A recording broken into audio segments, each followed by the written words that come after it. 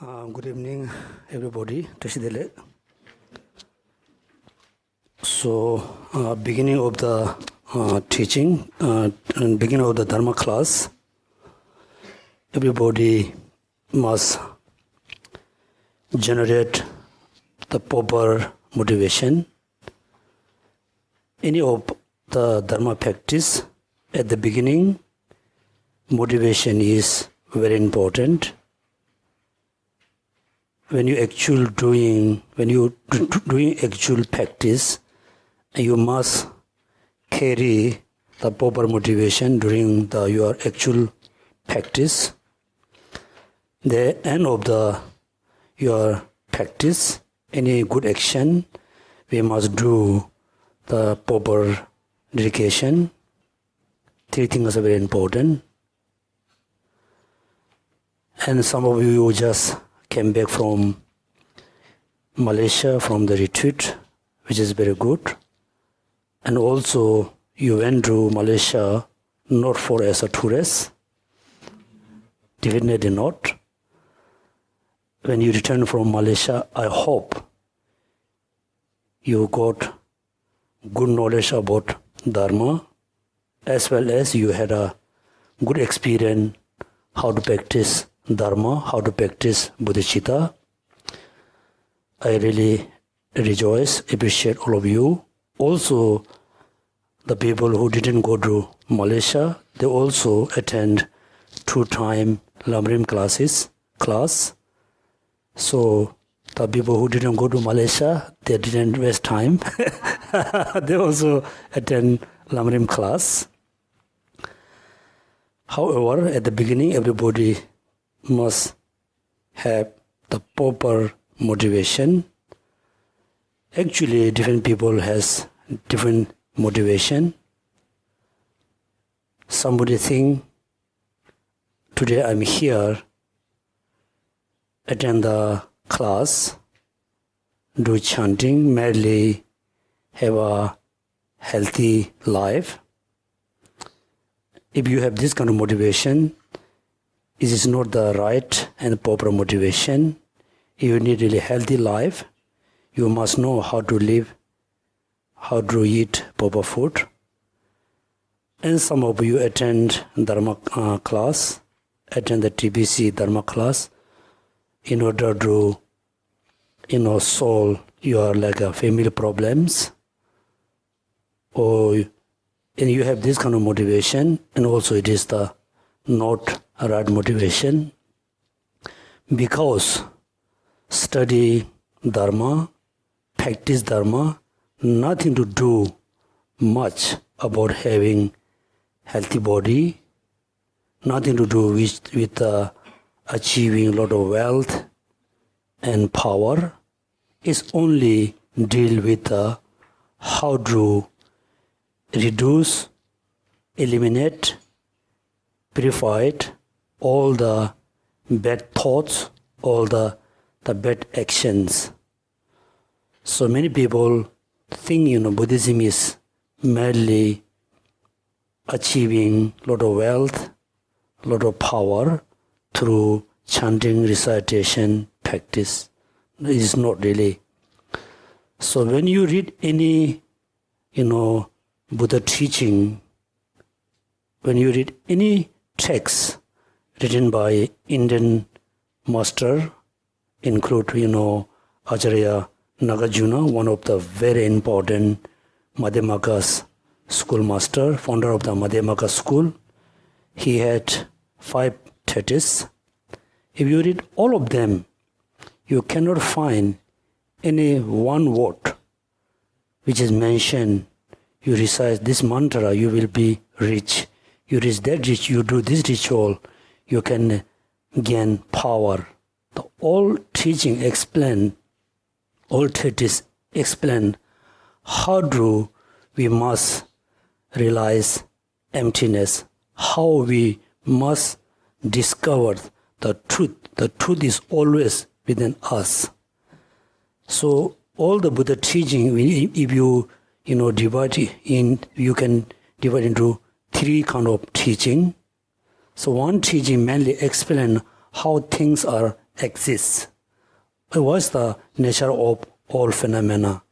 Teaching about the ground, teaching about the basis. We Tibetan call Ji Namja. Ji means like a ground.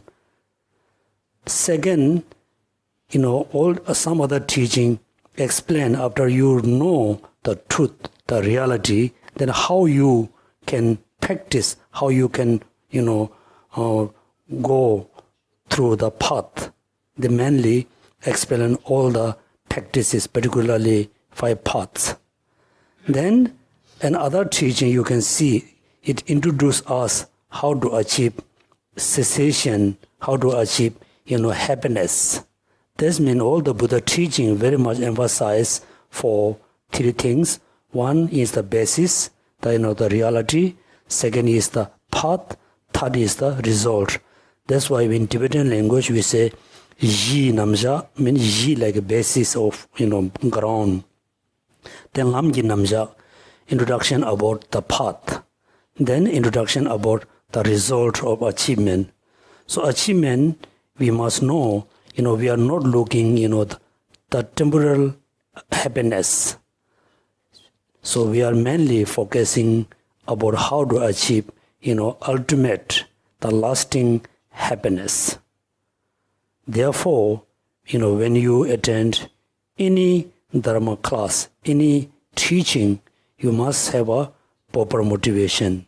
Therefore, at the beginning, everybody, think I'm going to learn Dharma in order to know the truth, in order to know the reality, which is emptiness. I'm going to attend this Dharma class. I'm going to study Dharma in order to know how I can practice the paths. I'm going to study Dharma in order to know how to achieve the ultimate and lasting happiness. The happiness, the peace is the, I think, main achievement as a human being, as a non-human being. So we have, all sentient beings, we can divide into 2 human beings like us, non-human being, other sentient beings. Doesn't matter, you can see that you are rich people, wealthy people, you are poor people, even you are poorest people, everybody, talks about happiness, peace, happiness. Also they wish to achieve happiness. Doesn't matter how, you can achieve. Somebody want to be, happy, mainly doing kind of exercise, yoga, eating healthy food, drinking healthy drink. Somebody want to achieve happiness, mainly, having kind of good house, good, cars, good family, lot of money. Somebody want to achieve happiness, want to be happy, rely on drinking, smoking, drink. Everybody looking actually happiness. The means, the methods is different. And also the consequence, the happiness has a different levels. Even though you can look at, simple like insect, they always searching something like food or drink, like a smell, taste, always searching. After they, satisfied with the something, then they take a rest, they stay somewhere. That means the happiness, peace and happiness is the mainly achievement as a sentient beings. Particularly, we are considered as a Buddhist, whether you are Buddhist or not, still we really consider I am Buddhist. Many people think I am Buddhist because my parents are Buddhist. Many people think I am Buddhist because I pray to Buddha Shakyamuni, I pray to Buddha, I respect Buddha. Those are not the good reason. So for example, everybody must respect all religion. We must respect, the people who believe in God. Also, we must respect them. We have a respect for everybody. Just having respect to Buddha, doesn't make you a Buddhist.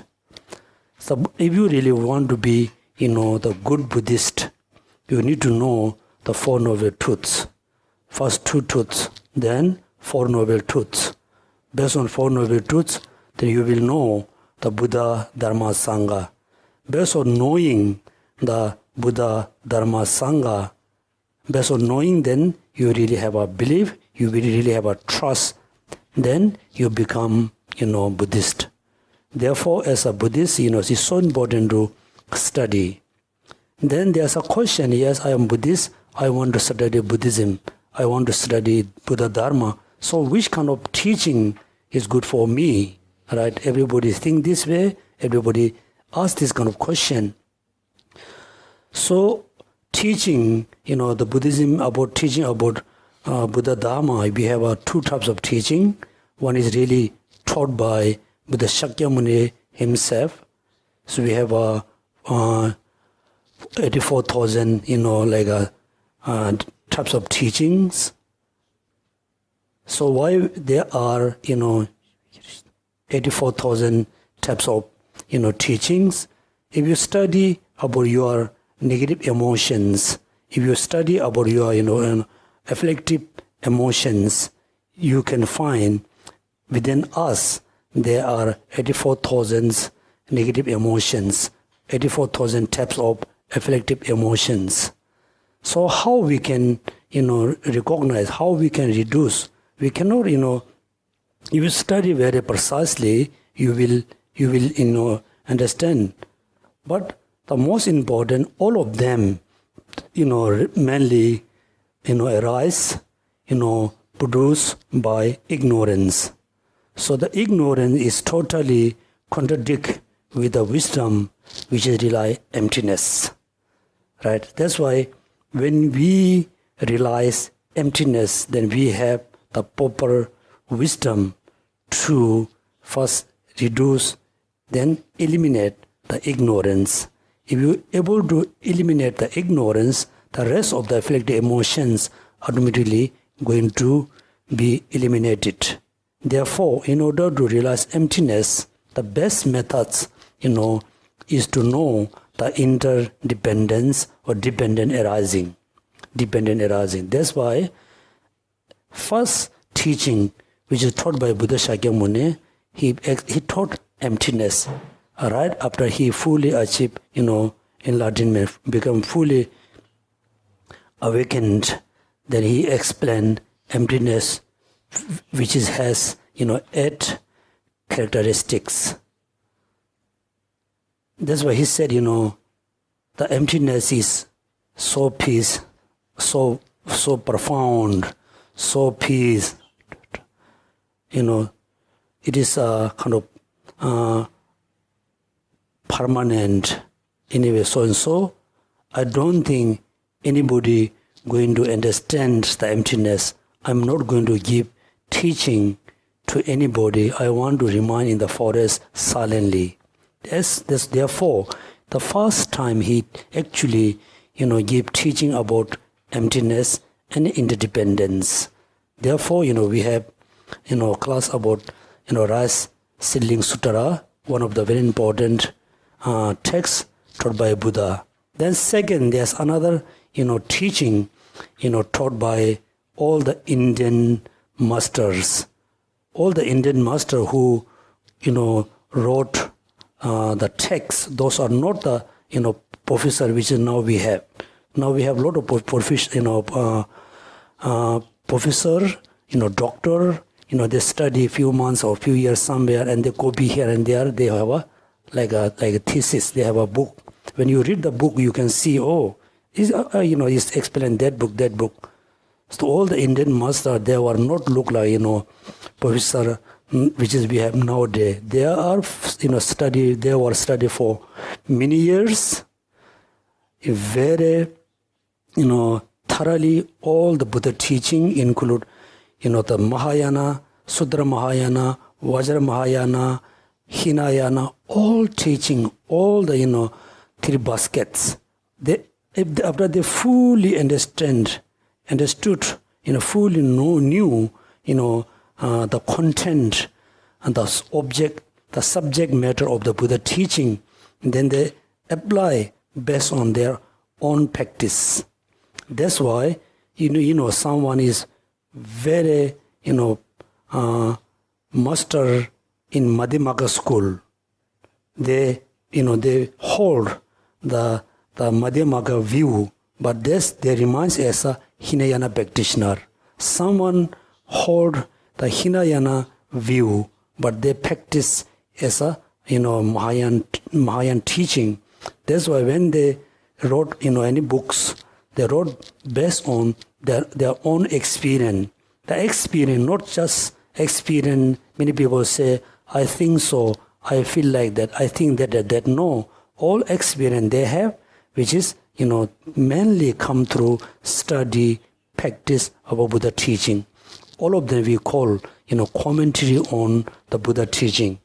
So therefore, when we study Buddhism, we must know which text I must study, and also you must know what kind of practice I must follow.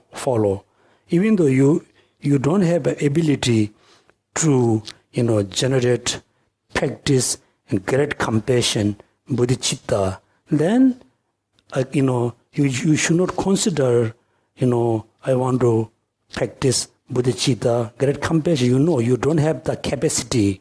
Then, why not at the beginning you just follow, like a kind of the Hinayana path. Mainly you just try to practice renunciation, try to know the selflessness, emptiness, and just wish to achieve, mainly liberation for mainly benefit for yourself. Then when your mind become bit, more, when you got more capacity to practice, further than that, then you can enter into, Mahāyāna path.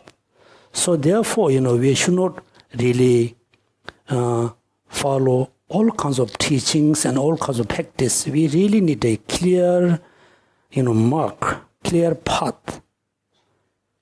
Then, within this lifetime, you will achieve something. Otherwise, you don't have the capacity to practice great compassion, bodhicitta, all the profound teaching. Still, you try to, learn how to practice, which is good. You have been trying, but in the end, you are neither achieve, the Hinayana path, nor achieve the Mahāyāna path. Then you haven't achieved anything. Then what people say, even though I don't think I can understand, I don't think I can practice, but I need, a lot of imprint in my mind, which is good, but we should not think this way. Many people say, I want to attend all the teaching because then I can hear, I can have imprint, right? I think our mind is full of imprint, but we don't know when it's going to happen.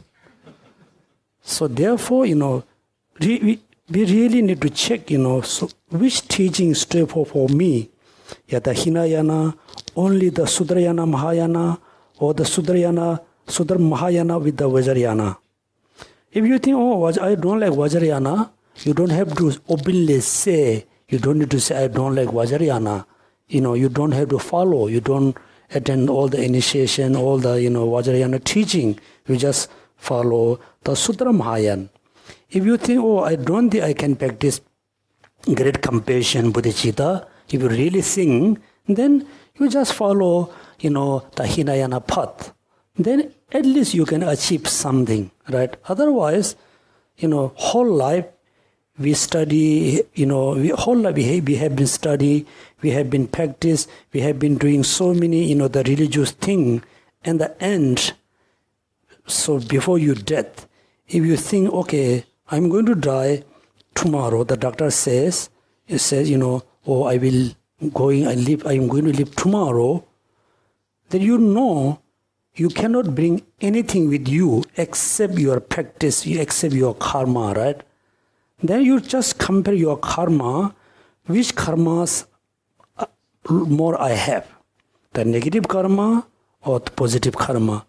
So moment of the death, if you notice, somehow I have a lot of negative karma than the positive karma, then due to the power of negative karmas, then next life, doesn't matter, whole life you practice Buddha Dharma, whole life you attend teaching, that's due to negative karma, we will take rebirth into, unpleasant being like a hell, hungry ghosts, animals. And also at the moment of the death, if you compare your practice, how much, I practice the Dharma, how much I practice the negative emotions, right? That's you can, if you find, whole my life I have a lot of negative thoughts. I didn't have, a lot of positive thoughts. If you compare two thoughts, if you found, I have a lot of negative thoughts, not that much the positive thoughts, then moment of the death, also the negative thoughts arise within your mind. For example, look at, you have two habits. One is a habit for, within one person have two habits. Habits of singing, also dancing. If you have a lot of habit to have a dancing, then one day you most time you in dance.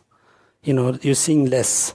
If you have a both experience, if you have a more kind of habit to sing song, then within one day you sing song more than less dance, because due to the habit.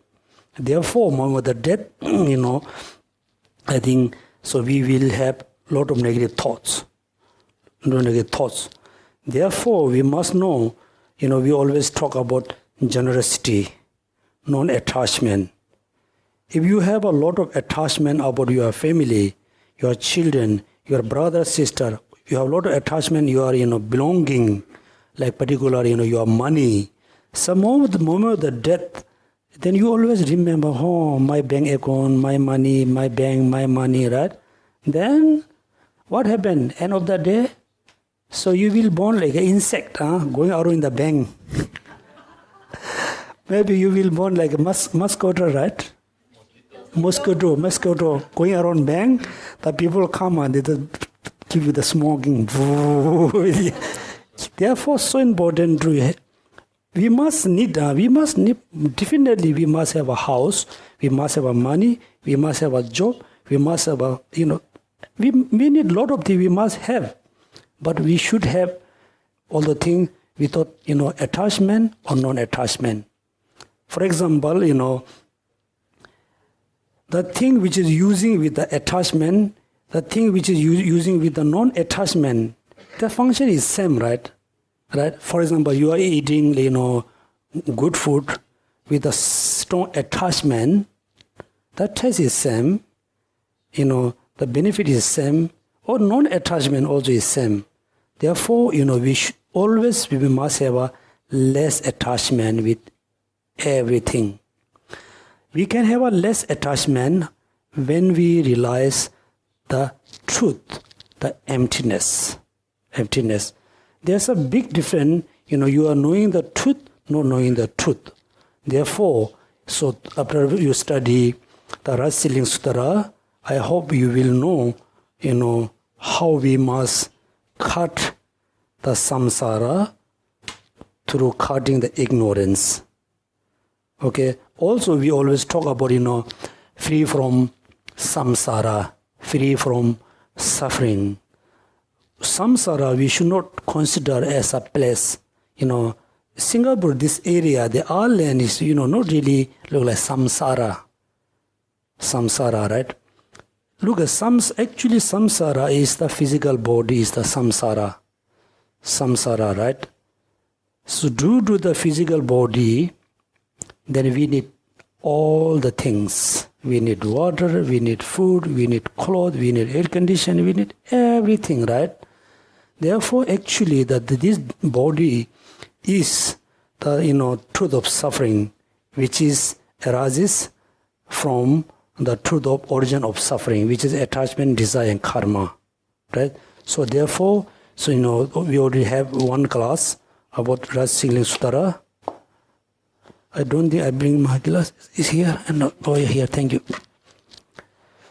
Okay, so therefore, this Rice Seedling Sutra is very important because one, it explains about interdependence.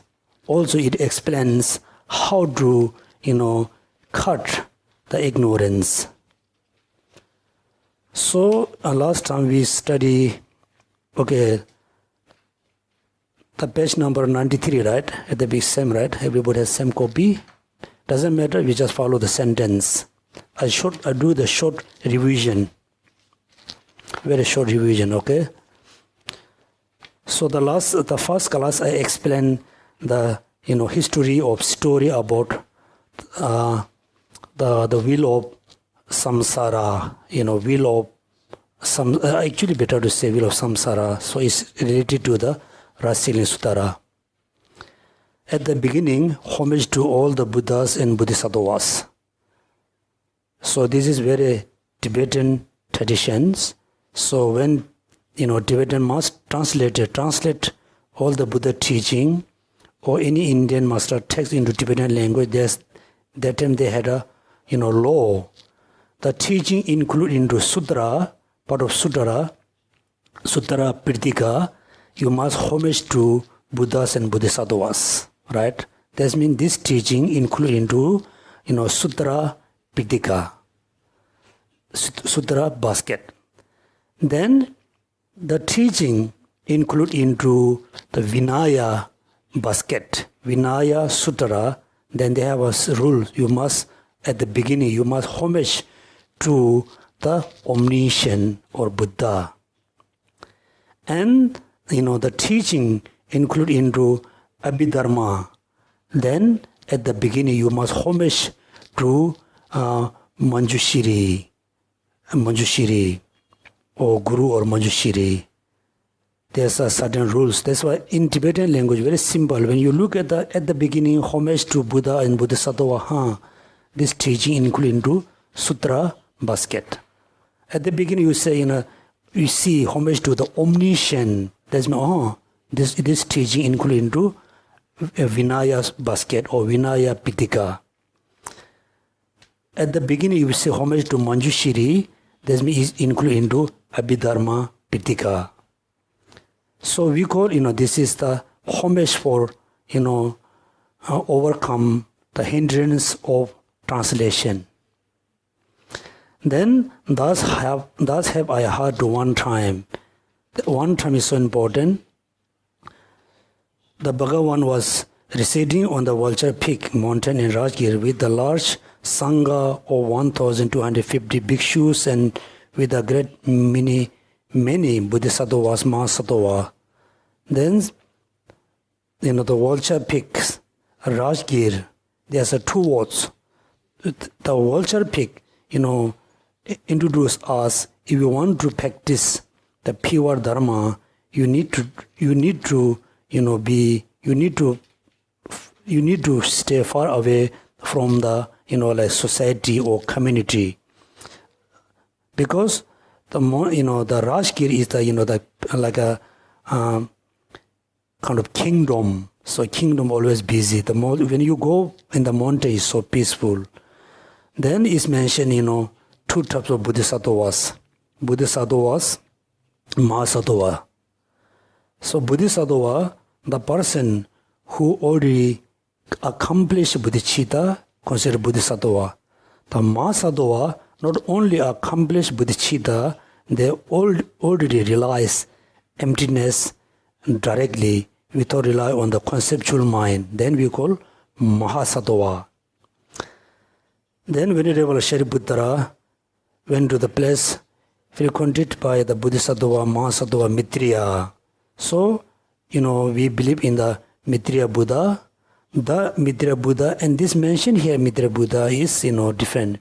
This Mitriya Buddha considered as a Bodhisattvas, which is one of the very important disciple of Buddha Shakyamuni. Now, there's a question, right? Venerable Shariputra then said to the Bodhisattva, Mahasattva, Mitriya, today Buddha Bhagavan, gazing at the rice seedling, spoke this aspirants. Then, just have a conversation. Then, to the bhikshus, whoever sees dependent arising, what sees Dharma, right? Can you repeat for me this one?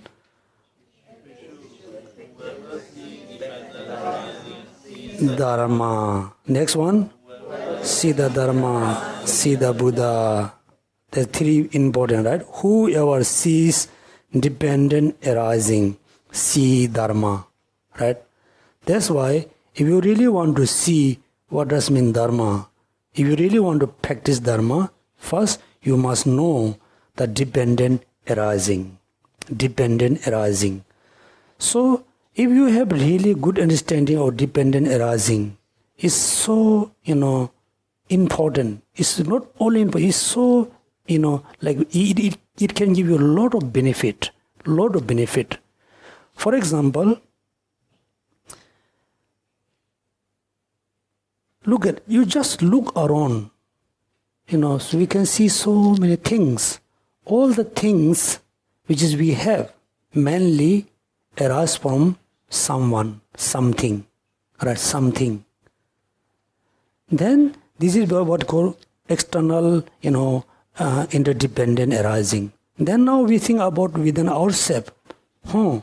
This morning, I was so happy. My mind was so peaceful, so calm. I'm very happy. I was so happy this morning. Why you are so happy this morning? Yes, before you feel happy, there were a lot of causes and conditions to raise happiness. Then you must track why I'm so happy. This morning I wasn't happy. I was so upset. I was very angry. I wasn't happy. Where the unhappiness come from? It give it by Buddha? Give it by someone? No. Just before you feel I wasn't happy, just before, there were a lot of causes and conditions of unhappiness. Right? If you want to reduce, if you want to control, the unhappiness, you must control the causes and conditions of the unhappiness. If you need more happiness, if you want to always have a happy mind, happiness, then you just collect, try to have more causes and conditions of happiness. Very simple. That's why look at all the Buddha teaching explain you how to have the causes and conditions of happiness, how to eliminate the causes and conditions of the suffering in the unpleasant things. I think very slow.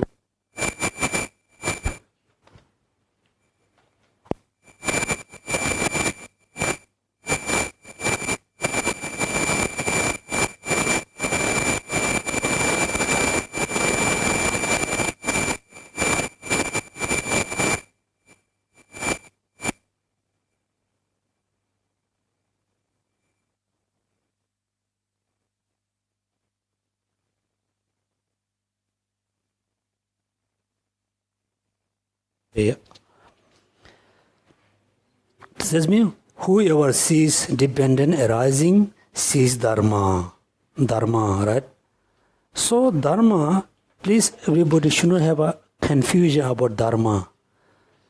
Simply, Dharma have two meanings. One, all phenomena, considered as a Dharma. Dharma. All phenomena, good or bad, is Dharma. What does mean Dharma meaning? Just, you just bring twins. If you look at the one like twins, you can see they are exactly same. If you look very closely, you can find there so many things are not same. That means if you study any kinds of phenomena, always find, there's always difference, always some difference here and there. You cannot find two phenomena 100% same. You cannot find two phenomena exactly 100% same. Therefore, all phenomenon, all thing has their own unique nature or unique characteristics. Therefore, one meaning Dharma means all phenomena must has their own unique characteristics. One meaning of Dharma. The second meaning of Dharma, which is we practice, we believe in. The Dharma we can include into two, the path and cessation. Okay, Dharma. Because we have a Buddha, Dharma, Sangha. Right, Buddha. within the three, there's an order. First, you have to be Sangha. Sangha. If you want to be Sangha, you don't need to worry, I have to be, like a monks and nun. You can be Sangha within the lay person. Like, let's say Lama Marpa, one of the very great practitioner. He was just, as a lay person, vows. He never take in a full audience. But he was one of the very high practitioner, one of the very important, most important teacher of Milarepa. And also the founder of the Kadamba. The founder of the Kadamba. Look at the Kadamba, actually, the tradition actually start from Tibet. Not start by Tibetan, start in Tibet by Adisha. So before Adisha went to Tibet, he knew in Tibet there was a person. He will become most important his disciple, right? Domdumba Gyavinjungne, Domdumba. So Domdumba was the most important disciple of Adisha. Domdumba. He was also just a lay person. I don't know, he has a wife or not. Still, he was lay person. That's why when you go like a Tibetan temple, someday you can see three statues in the center. Look like lay person wearing like Tibetan chuba with a long hair. Lama Marpa has a long hair. Therefore, in order to become Sangha, in Buddha Dharma Sangha, you don't have to be, full ordained person, full ordained monks and nuns. Sangha. You can be Sangha when you realize emptiness. Okay, Sangha. Then Dharma. When you fully realize, you completely understood emptiness, that means you have the path, right? Path. This path, practice of bodhicitta, practice of emptiness, realize emptiness, all these minds we consider as a Dharma. When you have the path, then you will have the cessation, right? There's the path and cessations are the Dharma. That means when you say, I take refuge into, Dharma, you should not think I'm taking refuge to the, the Sutra teaching, this textbook. This is the just textbook, very important, very holy object. We must respect, you must respect, you must really have a good respect. But this all the, the books and, texts are not the truth Dharma. Truth, the real Dharma is the path and the cessation Dharma. Let's look at, if you cease dependent arising, then you will see the Dharma. When you have a path, then you have a cessation, right? Then whoever sees Dharma, sees Buddha, right? When you know dependent arising, you know emptiness. When you know emptiness, you will have the path to achieve cessation, right? Then when you achieve cessation has maybe two types. One is just cessation, mainly cease, mainly eliminate all the affect emotion, ignorance, not include the, the mental imprintings. Then when you have a cessation, when you have a path, you have a cessation. When you have a cessation, you become what? Buddha.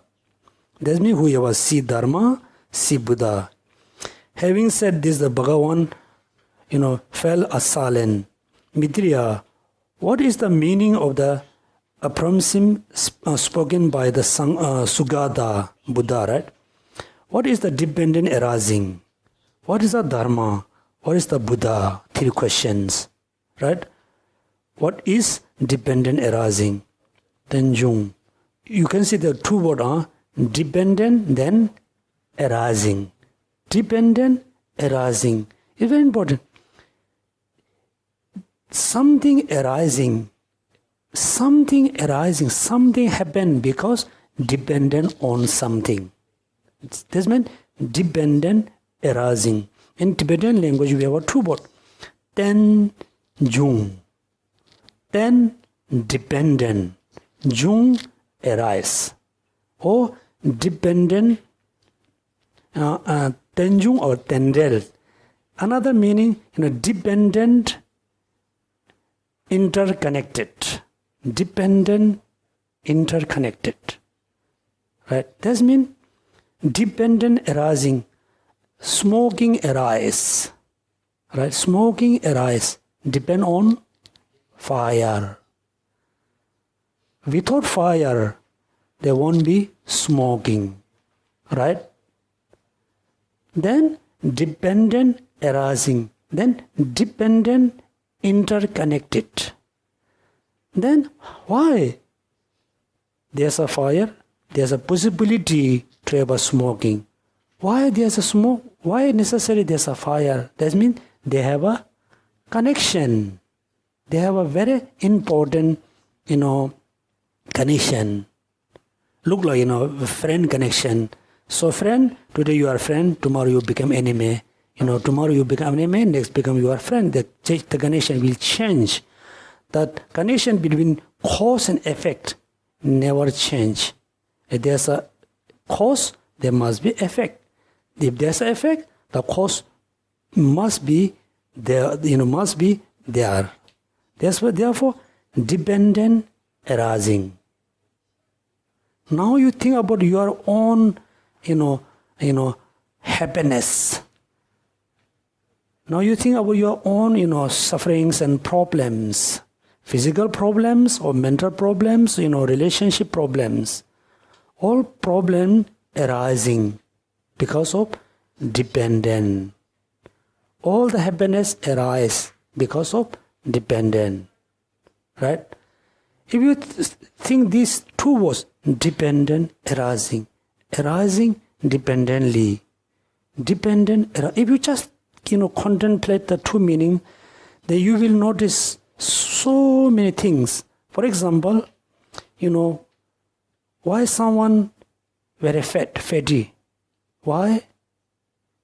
The fat become fat depend on eating lot of food, or maybe some the other issue.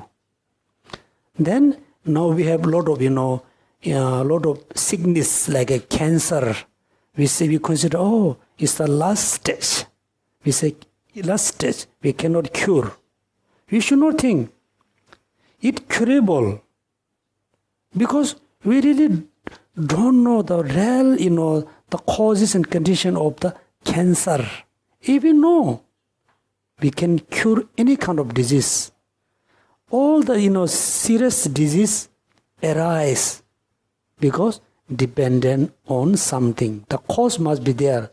If we know the real cause, then we will get the antidotes to change the cause. Then the result will change. Right? That's why dependent arising. So first question, what is dependent arising? What is the Dharma? What is the Buddha? Right? Three question raised by whom? Shariputra. As to whom? Maitreya Buddha.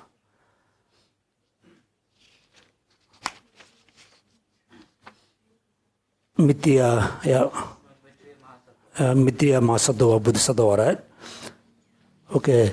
How does see the Dharma? The copy. Okay.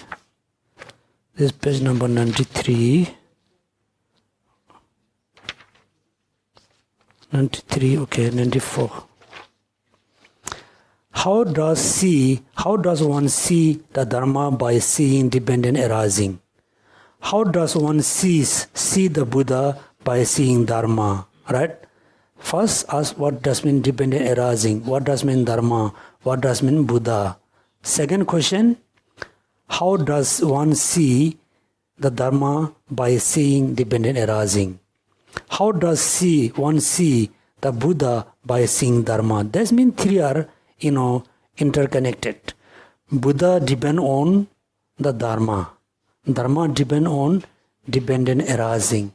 If you realize dependent arising, you will have the Dharma. If you have a Dharma, you will become Buddha. You will reach to the Buddha state. Right? Then second question, how does one see the Dharma by seeing dependent arising? How does one see the Buddha by seeing the Dharma?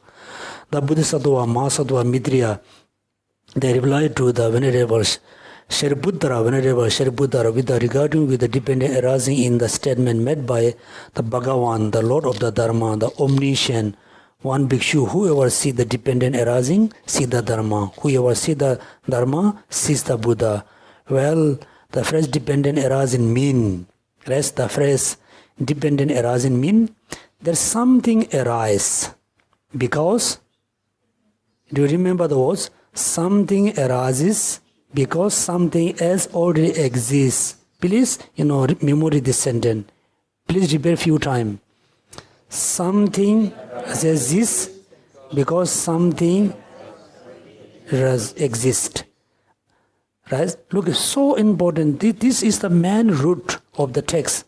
Okay, well, look at that something arises because something else already exists. Second, something is born, else was already born. The third one, formation. Okay, these are four so important. First word, something arises because something else already exists. So important. Second, something is born because something else was already born. Third one, formation. The first sentence, okay, something arises because something else already exists. Actually, it, reject the notion of permanent causes and condition. No. You may begin. Yeah. Exactly. The sentence, rejected the notion of permanent causes and condition. Also reject, the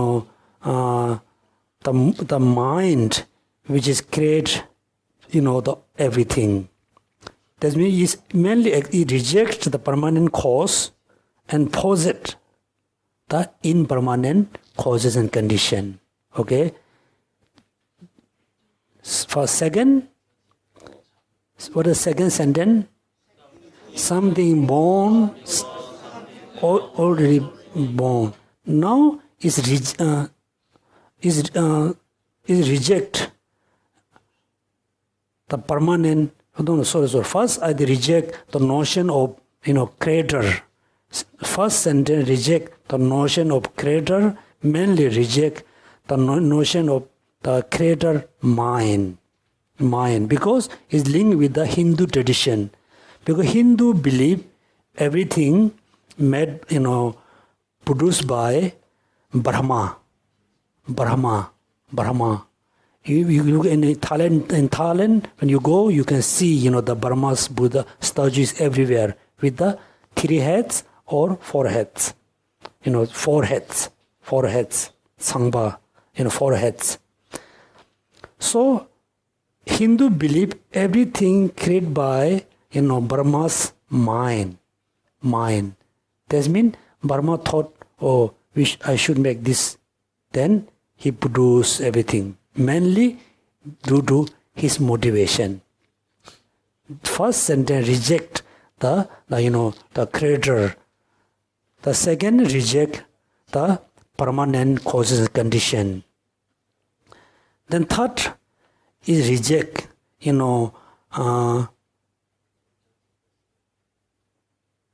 reject something. Everything cannot arise from everything, right? Everything cannot produce by anything.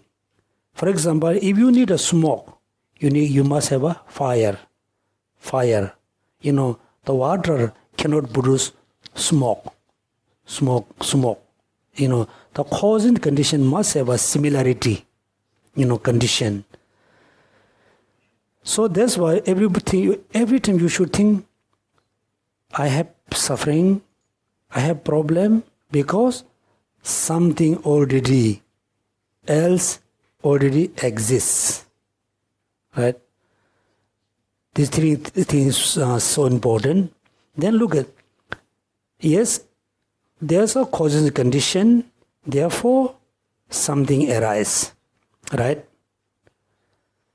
The causes and conditions are impermanent, therefore the results are impermanent. Permanent cause cannot produce impermanent. Impermanent causes cannot produce permanent.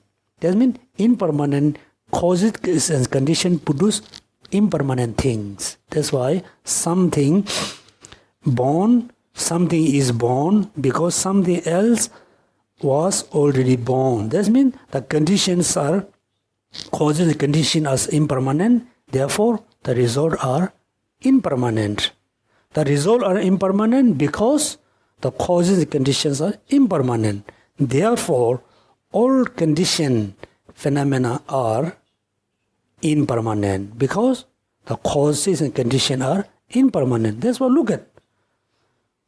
You just think, how things are changing. When you look at the physical things, house, you cannot see it's changing momentarily, right? You cannot see. If you really think in the deeper level, you can see everything is changing momentarily. Our body, our house, everything is changing momentarily. Why? Because it arises from causes and condition. It's called, permanent, kind of causes condition, impermanent causes condition. Then second, yes, causes condition, produce all the production arises from causes condition. It doesn't mean something can produce everything. Cannot, right? If you need golden, jewelry, golden earring or ring, what do you need? You need gold. You have a silver, you wish to have you make the golden ring. You cannot. Golden ring must come from gold. Silver ring come from silver. That means, everything cannot produce everything. Everything cannot arise from everything. Right? That means, then example, look at ignorance. That is to say, ignorance causes formation. Right? Then, continuously, okay, without looking your copy, can you tell me the 12 link and dependence? Ignorance, formation, consciousness, name and form. Six sources. Contact, feeling, craving, grasping, becoming, birth, aging and death. Yeah. Okay. Now you can see. Look at now. You must know the order. Ignorance causes formation. Formation causes consciousness. Consciousness causes name and form. Right? Name and form. Here you should not think name is my name, your name, Mr. Lee, Mr. Bin. No. So how many aggregates we have? We have 5 aggregates. What are the 5 aggregates? Form, feeling, discrimination, composition factor, consciousness. Right? Those are 5 aggregates. Those are the the basis of human being, basis of any sentient beings, even the basis of Buddha. Basis on the 5 aggregates, form,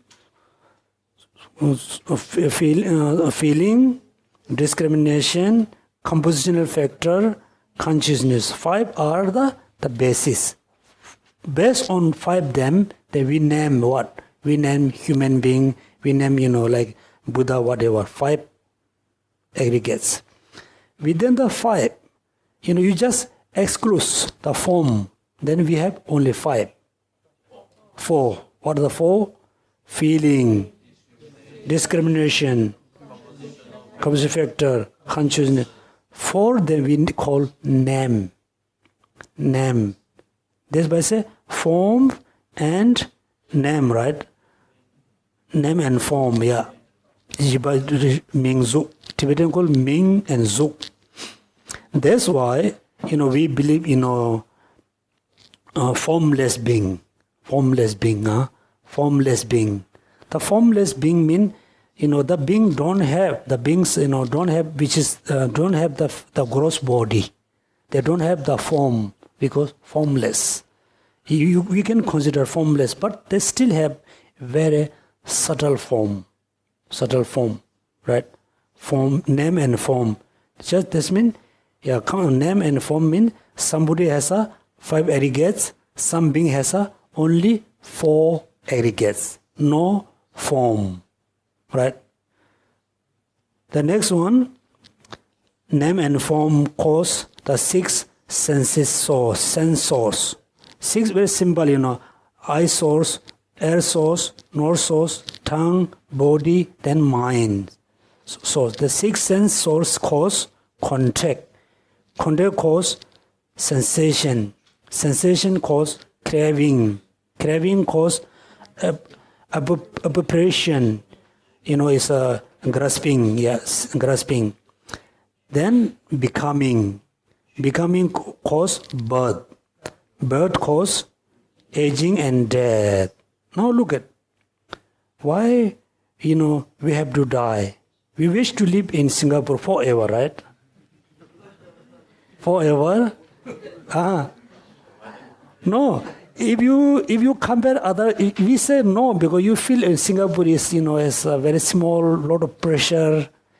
If you compare with India, then you think, Singapore is not that bad. Right? Everybody wish. That's why we said, the hell being feel happy in the hell realms. The hell being feel happy in the hell realms. Yeah, they have a lot of suffering, but they never think, this is the one of the worst place. They thought it's quite good. For example, when I was in Zanskar, I was born in Zanskar, very small village. We can see, Zanskar is kind of the world, the sun and moon. We didn't know there's another, like a country and village you can go. We thought, wow, this is one of the, the happiest place. That's why, if you don't know, there's another better place, then you will you happy where you are. So anyway, yeah. So what? That's why, we should consider. We should always think. Yes, this moment I'm in Singapore. The Singapore is my like a visitor place. We visit for how long? We don't know. 60 years, 70 years, 80 years, 10 years. Anyway, we just think Singapore is my longest visitor place. After that, we don't know where we'll go. Therefore, why we have to die anyway? Finally, we have to die. Why? Impermanence, right? For example, car. When you buy the new car, is very new. You can run fast, as much you can. Slowly, it becomes slow. Finally, it's break down. The machine cannot take any more, function. No more function. Our body is same, right? So it's, we eat food. Finally, it's become too old. The body cannot function anymore. Then break down. That's why die. Aging and death. Why we have aging and death? Because we take a rebirth, take a birth, right? This one. Now the order, okay, how arise. Now how cease. When ignorance cease, then formation cease. Next, please read.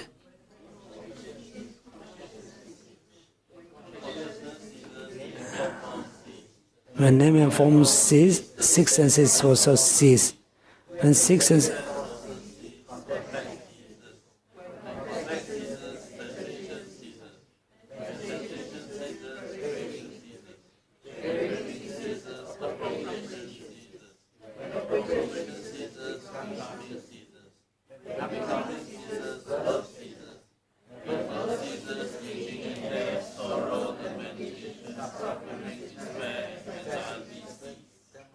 So yeah. Anyway, look at now. It's very clear, right? Ignorance cease. If you avoid ignorance cease, then formation cease. Ignorance can be ceased if you realize dependent arise. If you understand dependent arise, then you will understand emptiness. Then no more ignorant. Right? No more ignorant. No more ignorant. Your all action. You will have the right action. Right? You have a right action. You don't have any wrong action. Then you don't have any negative actions. You don't have any kind of wrong action. Even though all your action act with the wisdom. That means all the positive action become merit. No more, just action. That means due to negative action, you won't born in the lower realms. Due to positive action, you won't born in the, like a human and a celestial being. That means ignorance cease, formation cease. You can see many times, oh, I'm sorry, I did something wrong because I was confusion. I was mistaken, right? Many times we say, I'm sorry, I did something wrong because I was totally confused. I totally, don't remember anything. You have a lot of confusion. Due to confusion, we have a lot of negative action. Then, next, due to action, we have a consciousness. Then must remember, look at ignorance cease, formation cease. Formation cease, then consciousness cease. There's a misunderstanding. Must be many people have must. Consciousness doesn't mean if there's no karma, no consciousness. Then if no consciousness, there's no point to become Buddha, right? No point to become Arhat. That means, okay, let's say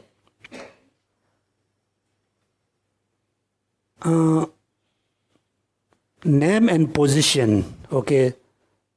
In name and position, if you don't have a position, then you don't have a name of minister, right? First, you have somebody offer you position, then you become minister. You have a teacher position, you are teacher. No more position, then you are no more teacher. Still you can teach, but still you are no more teacher. That means all the karmas, the formation, the positive formation or negative formation is stored in where? In consciousness.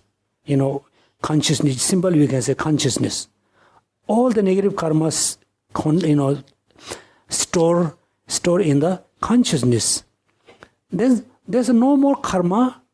The consciousness is no more, store of the karma.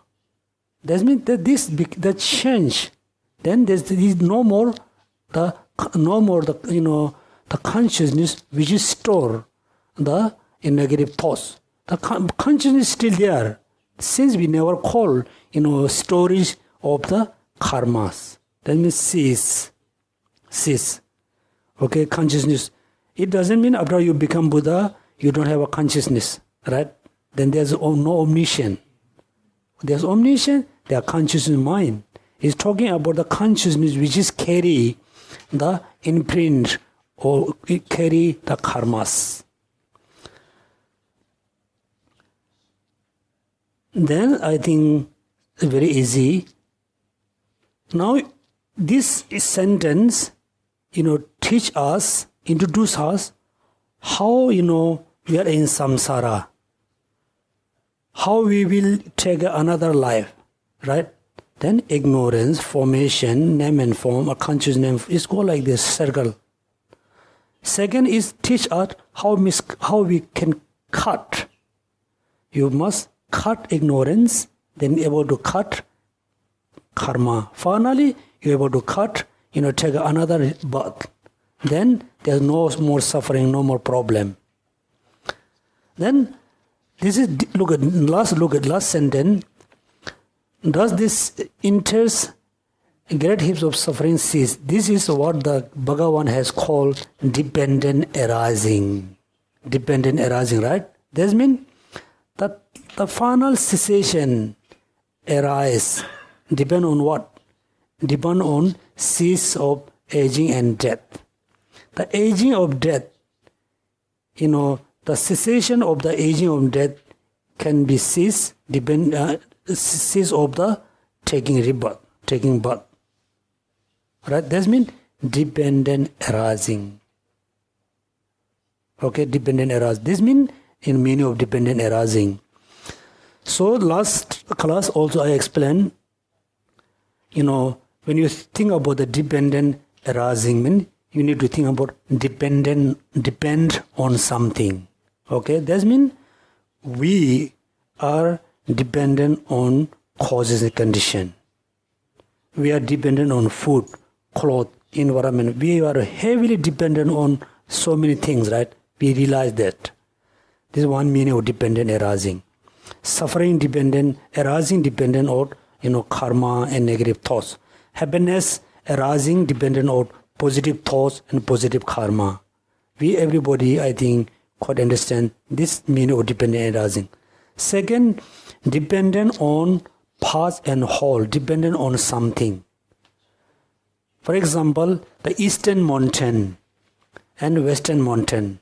In Singapore, you don't have an Eastern Mountain, right? Because you don't have a Western Mountain. You don't have a Western Mountain because you don't have an Eastern Mountain. If you have just a mountain, only one is a mountain. We never call East and West, right?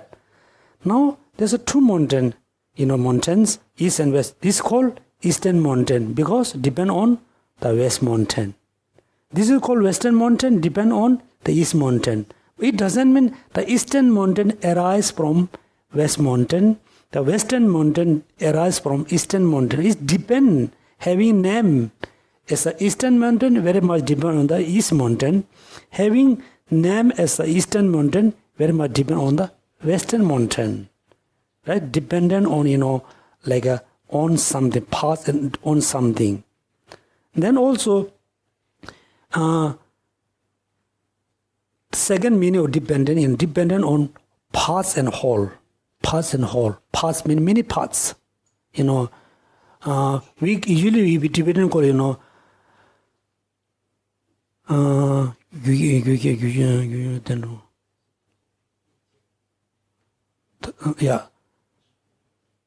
dependent on parts and whole. For example, what is this? This book, right? When we say this is book, we are talking about the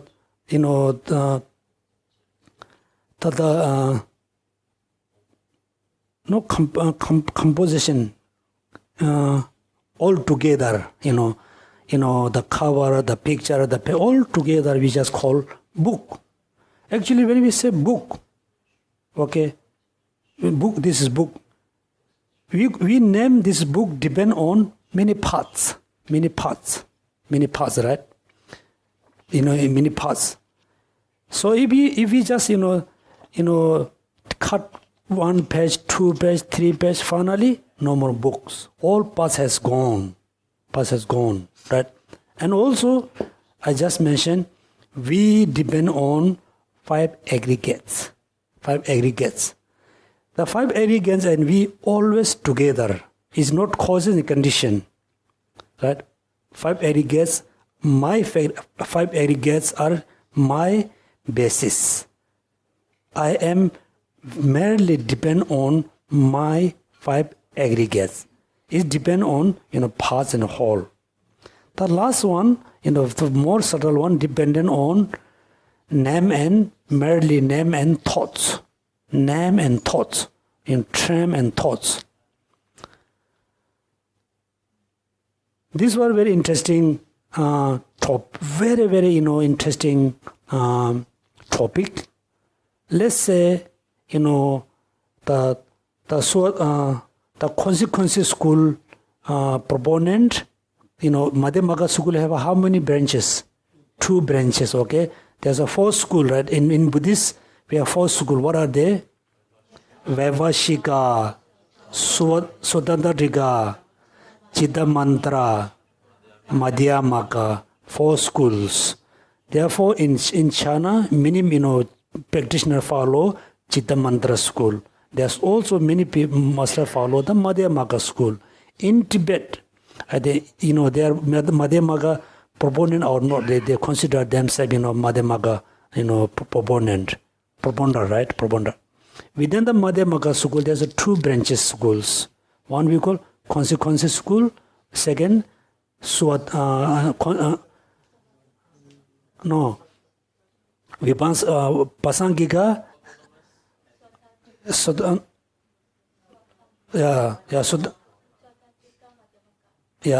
That means there's 2, right? One in English we can consequence school and autonomous school. In English simply say the true the proponent, one follow the consequence school, another follow the autonomous school. Okay, that means there's 2% different. When they have an argument, Madhyamaka, consequences proponents say, this is no book. This is no book. And autonomous school proponents say, this is book. Others say, no book. Because the consequences school proponent thought, this is no book. This is the basis of book. Basis of book. Basis means based on then you can name this is book, right? This is book. This is glass case. That means there's so many very important kind of debate. So we will learn this one when we study about the wisdom chapter. That means dependent arising. This is what Bhagavan called dependent arising. Now Dharma. What is the Dharma? The Dharma is the eightfold paths of the Noble One. Eightfold, right? So without looking at your book, what are the eightfold? Right view, right thought, right speech, right livelihood, right action.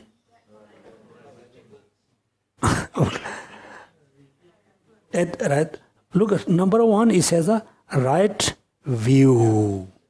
A right view again, meaning of emptiness, selflessness. A right view is practical way. Look at, if you have a right view, then what you have? You will have right thoughts. Right? If you have a right view, if you know the truth, then you always think the truth. Right? When you have right view, there are right thoughts. When you have right thoughts, then right speech. What's the relationship between right thoughts and right speech? What's the relation? You can see, if you know that you have a right view, your thought is right. If you have a wrong view, your thought is wrong. Right? This book is impermanent. If you have a misunderstanding about this book as a permanent, then you have a wrong view, then you have a wrong thought, wrong belief. Right? Now, what's the relationship with the right thought, right speech? If you're thinking the right way, you will say right. If you think wrong way, then you say wrong way. Right? That's why we, sometimes, many times we have to lie, because we have a wrong thoughts, wrong action. Then we have a wrong speech. That's a right view, right thoughts, right speech. Then next one, right action. Right? Look at, you have a right view, you have a right thoughts, right speech. Always you act right way. That means the speech action, body action, the verbal action very much depend on the right thoughts. Right thoughts. Okay. Then next one, livelihood. Right. If you look at, If you have a right view, a right thoughts, right speech, right action, you have a happy life. You have a, you have a right, good life. In Tibetan said, you have a, right, way of life. The next one, right effort. Look at, we have a lot of wrong effort, right? Because we don't have a right livelihood. Right? This, if you have a right livelihood, you have a right effort. Next one, right mindfulness. Then right concentration. So it's look at, before concentration is explained right mindfulness. When we have a class, I think when we have a class of Four Noble Truths, I explain about the meditation. So next we will do meditation, right mindfulness, right concentration. So when we do meditation, many people very much emphasize the body posture, which is very good, very important. If you're not able to sit as a cross leg, it's okay, but your upper body rests very straight. Okay, very straight. Then, so before you do any meditation, first everybody do, the breathing meditation. So before you do the breathing meditation, you must do, light exercise.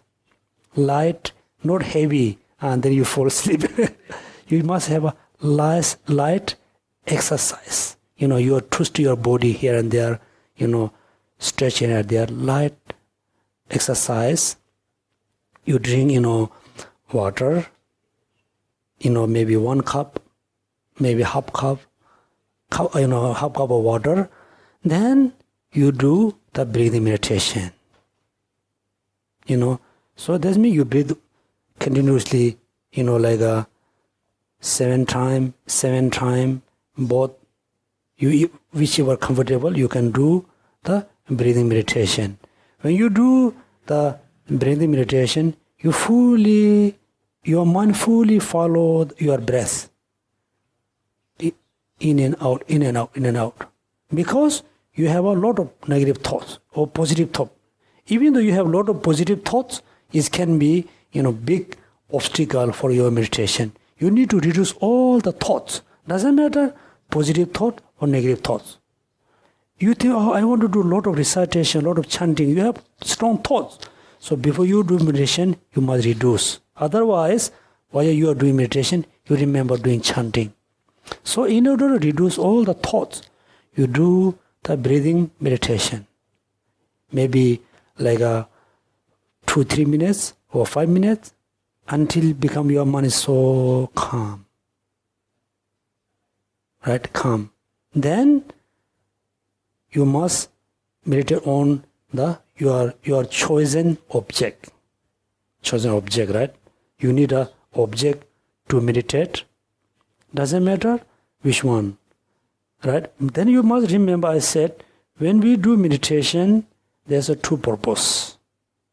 One, we mainly doing meditation in order to reduce attachment, anger, jealousy, hatred.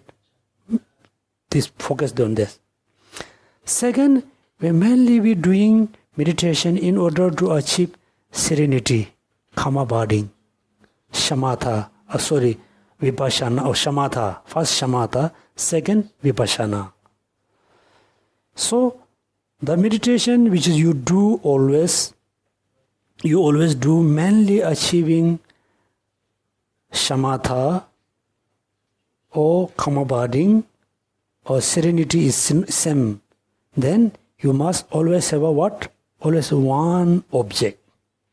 You should not change the object very often. You have just focus one object every day in order to achieve serenity, in order to achieve karma body. Today you focus on the Buddha. Tomorrow you focus on other thing. Then you won't achieve serenity. So traditionally Tibetan believe many Tibetan masters says, if you fully focus on meditation, you fully, spend your whole time for 3 months. 3 months. You just do 3 months retreat. No recitation, no chanting. Okay? Maybe if you have a commitment, you have to do the chanting. Then most time, you just do the single pointed meditation for 3 months. The Tibetan master believes you will achieve serenity within 3 months. So that's why many people do retreat. Mainly what? When they have retreat, a lot of recitation, a lot of chanting, a lot of offering. Right? That's why here I'm saying, when you do meditation, focus on 2 things. One, focus in order to reduce different negative thoughts. Second, you do meditation mainly achieving what? Serenity, karma-barding, like shamatha. Shamatha. So if you do meditation mainly achieving shamatha, you must have one object all the time. In between, okay, let's say you are doing meditation in order to achieve serenity. The object is Buddha, right? Buddha Shakyamuni. I mean the Buddha, whichever Buddha you prefer, Buddha. So you are doing meditation. Suddenly, you have a strong attachment. It's just saying, your mind. Then you need to make a quiet. You need to make a quiet. Man say quiet. How? Then you choose, different subject or object of meditation. Attachment. Attachment reduce what? Ugliness, essenceless. You have a suddenly remember someone get angry, practice compassion. Then you have a strong ego. Then you need to compare, you go about what? Then first you reduce. Then again focus the, object. Okay, this one. How do you do meditation? Therefore, the last look at mindfulness. So when you do meditation, you need 3 minds. Number 1, concentration in the inform. Look at this is the object of meditation. Concentration. Your general mind focus on the book. Behind you need what? Mindfulness. Look at mindfulness, right? Mindfulness. The mindfulness, make sure the mind is always focused on the book. The second mind watching. The second mind watching to what? Toward the concentration. Make sure the mind concentrate to the book. Behind the second mind, what you need? Vigilance. In English, another word, this book mentions introspection, right? Then the vigilance. The vigilance is always looking, if the mind, scattered, right?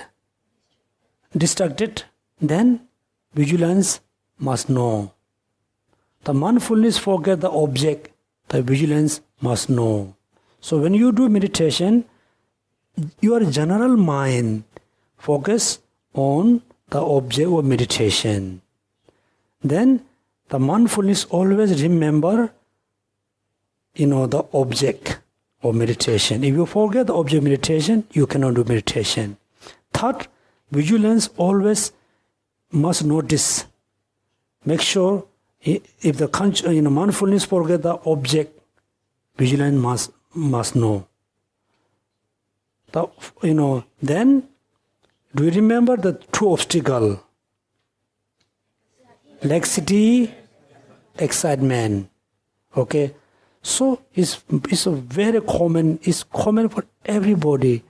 First, we cannot, remember the object continuously. We remember sometimes, then we forgot because we don't have a good mindfulness. We need good mindfulness. Then we will have a good meditation. We can have a good meditation when we are free from laxity and excitement. Okay, excitement. So if you have a good mindfulness, then you won't have a forgetfulness. You won't forget the object. Then if you too much focus to the object of meditation, then you have a distraction, excitement. If you very focus, try to focus as much as you can, you pushing too much, then you can have a excitement. Oh, you think, it's no good, I must be relaxed. If you too relaxed, then you have a laxity. Okay, that's why when you do meditation, you must remember the object of meditation based on mindfulness. Based on vigilance, you must make sure the mindfulness fully remember the object. When excitement arises, vigilance must remember. When laxity arises, the vigilance must remember. If you do meditation with all this condition, then I think you will have the good meditation. Okay, so this means look at, it's so important, he's mentioned here. Right speech, right action, right livelihood, right effort, right mindfulness, then right concentration. This eightfold part of the Noble One compound. Look at, it's compound with the what? Attainment of its result and nirvana. That means, Dharma is referred to be the path and the cessation.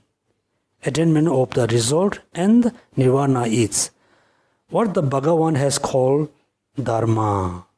Now you know what Dharma means. Here mainly the path and the cessation. Simple, right? Dharma, you don't have to think about all the books and teaching. Dharma means, the path and the cessation. The path includes into 8 unfold Arya path. 8 fold path of the Noble One. The next one, who is the Bhagavan Buddha?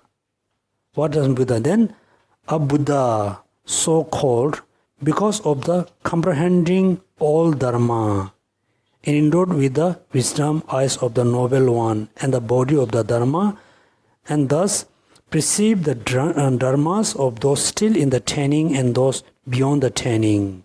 Now you know what means Buddha, right? What does mean Buddha?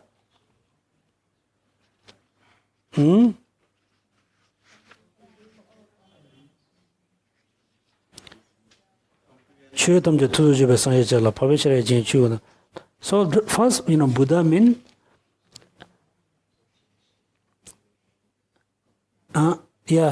comprehending all phenomena. Okay, comprehending all phenomena meaning, it doesn't mean what is Buddha. Buddha means know everything, right? Know everything. It's not the important. The person know everything or not. That's why Dharmakirti said, I don't care, the person knows everything or not. I respect the person who know the true truths. True truths. Okay? I don't care the person knows everything or not. I fully respect the person who know the true truths, which is confessional ultimate truth. That means Buddha knows, look at, comprehending all phenomena mean all the true truths. All the true truths of all the Dharma. Okay, all the Dharma. Mean, look at true truths, you should not think, east and west, black and white. This is conventional truth. This glass case is conventional truth. The emptiness of the glass case is ultimate truth. So ultimate truth, conventional truth always exists together within one phenomena. Okay? Therefore, Buddha realized comprehending what? All Dharma, which is mean the true truth. Second,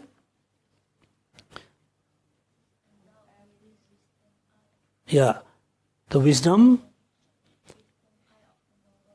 noble ones, and the body of the Dharma, and the perceive the Dharma of those still training. That means, First, the Buddha must have the wisdom eyes. Wisdom eyes, right? Wisdom eyes. What does mean wisdom eyes? Endowed with the wisdom eyes of the Noble One. Sharab Gichen. That means, we Tibetan call Sharab Gichen. Usually we call, eyes. It's the physical eyes. Not physical eyes. It's the mind which is realize the two truths simultaneously. See, perceive the conventional truth as well as at the same time perceive the ultimate truth. Perceiving ultimate truth at the same time perceiving conventional truth. Two truths simultaneously seeing, the mind we call wisdom eyes. It's not the physical eyes. Then, not only there, Buddha knows two truths simultaneously. Not only Buddha knows the path, who already, beyond the samsara. Also know who are on the, track of the omniscience. This means Dharma.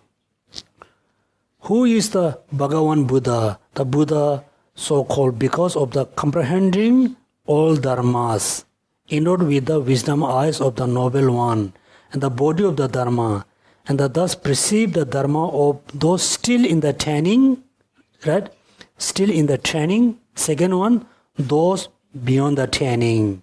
That means, we call, Lopa mean, who are training mean, how many paths? 5 paths, right? 5 paths.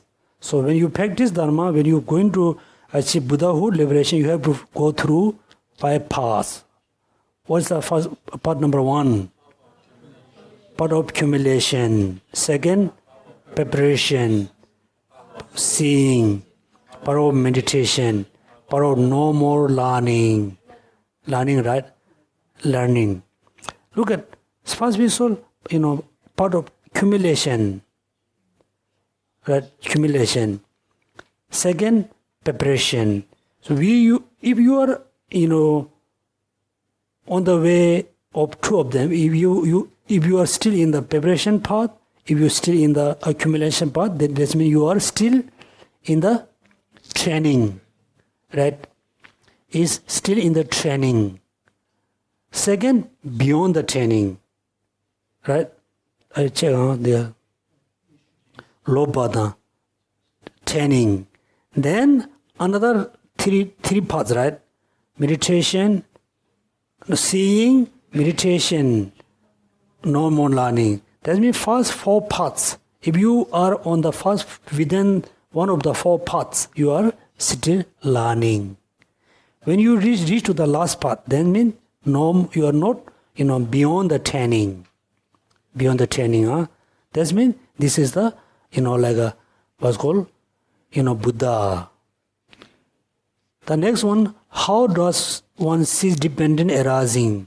On this point, the Bhagavan said, one who sees dependent arising as a content without life force, devoid of the life force, true, unmistaken, unborn, no arising, uncreated, uncompound, unobstructed, imperceptible, tranquility, fearless, unshaked, unmoved, like this one, incorruptible. This means is mainly explain, the characteristic, the nature of the emptiness. The first sentence, dependent arising as a content without life force. So the color is going to 9 or 9:30? 9:15. Okay, we supposed to end what, 9 or 9:30? I think 9. Okay, they better stop, Okay, so meditation you can do in your home, okay? So, okay, today as you are, practice, first remember the 3 words. Something exists, something have already exists, something is born because something else already born. To say that ignorance produces formation. Today you fully try to understand, how things arise. Second, you just think how we are in samsara, the process of samsara, how we can end. And try to understand, like a dependent arising.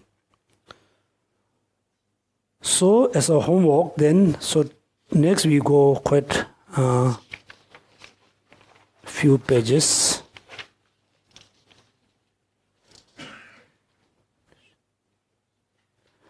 Let's say page number 100. The second paragraph, how is the conditional relation in the inner dependent arising to be seen? Okay, this means you will explain two types of dependent arising. One is inner, one is the outer.